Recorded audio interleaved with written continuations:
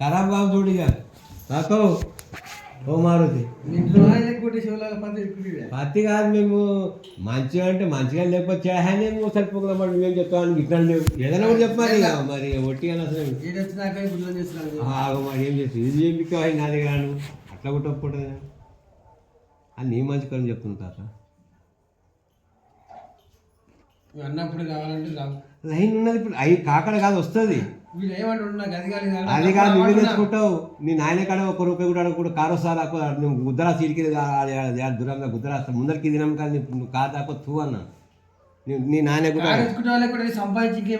తెలియదు కదా